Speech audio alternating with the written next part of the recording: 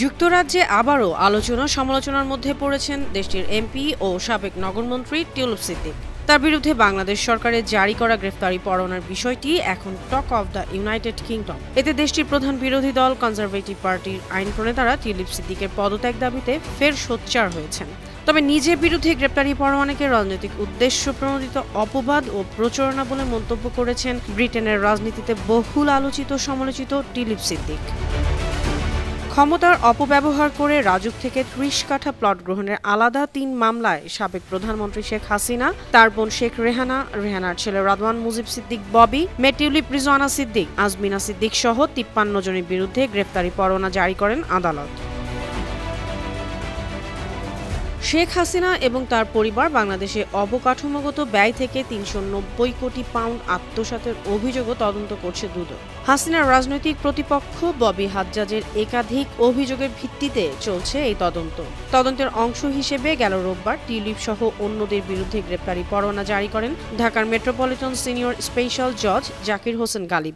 দুর্নীতি দমন কমিশন দুদকের চার্জশিট আমলে নিয়ে এই পরোয়ানা জারি করেন বিচারক। রাজুকের পূর্বাচলের প্লট দুর্নীতির বিষয়ে ইতিমধ্যে বিজ্ঞ আদালতে চার্জশিট দাখিল করা হয়েছে। সেই দাখিলকৃত চার্জশিট শুনানির জন্য আজকে অভিযোগপত্র গ্রহণের জন্য আজকে শুনানি ছিল।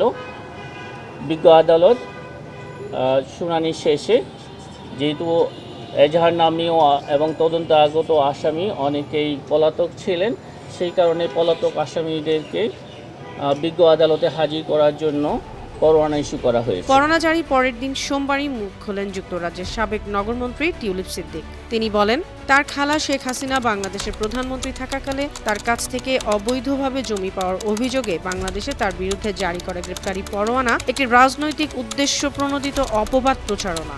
যুক্তরাজ্যের প্রভাবশালী সংবাদ মাধ্যম দ্য গার্ডিয়ানের এক প্রতিবেদনে বলা হয়, সোমবার সাংবাদিকদের সাথে কথা বলার সময় হ্যাম্পস্টেড এবং হাইগেটের এমপি টিউলিপ সিদ্দিক বলেন, বাংলাদেশি কর্তৃপক্ষে কেউ আমার সাথে যোগাযোগ করেনি। তারা পুরো সময় ধরেই মিডিয়া ট্রায়াল চালিয়েছে। আমার আইনজীবীরা সক্রিয়ভাবে বাংলাদেশি কর্তৃপক্ষের কাছে চিঠি লিখেছিলেন, তারা কখনোই সাড়া দেয়নি।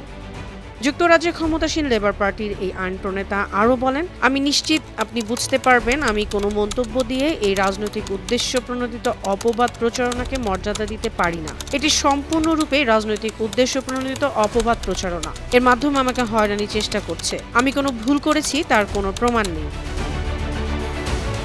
গার্ডিয়ানের প্রতিবেদনে আরও বলা হয়, যুক্তরাজ্য এবং বাংলাদেশের মধ্যে কোনো আনুষ্ঠানিক প্রত্যর্পণ চুক্তি নেই। টিউলিপ সিদ্দিকের একজন প্রতিনিধি বলেছেন, টিউলিপের বিরুদ্ধে কোনো অভিযোগ আনার কোনো ভিত্তি নেই এবং তিনি অবৈধ উপায়ে ঢাকায় জমির একটি প্লট পেয়েছেন এমন কোনো অভিযোগের কোনো সত্যতাও নেই। এদিকে লন্ডনে দুর্নীতি করে ফ্ল্যাট নেওয়া সংক্রান্ত টিউলিপের বিরুদ্ধে অভিযোগে বিতর্কের মধ্যে গেল 14 জানুয়ারি পদত্যাগ করেন ব্রিটেনের দুর্নীতি বিরোধী মন্ত্রী ও সিটি মিনিস্টার টিউলিপ সিদ্দিক। টিউলিপের এই পদত্যাগের পর প্রচণ্ড তোপের মুখে পড়ে প্রধানমন্ত্রী স্যার কিয়ার স্টারমারের সরকার। আইন প্রণেতা হিসেবে টিউলিপের পদত্যাগের দাবি তোলেন বিরোধী কনজারভেটিভ দলের সংসদ সদস্যরা। The Prime Minister was distracted by the crisis around the former City Minister.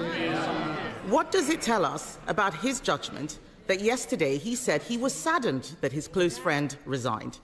This was an anti-corruption minister under criminal investigation for corruption. Mohammed Yunus, the Nobel Prize winner advising Bangladesh, said London properties gifted to the former city minister may be proceeds of robbery.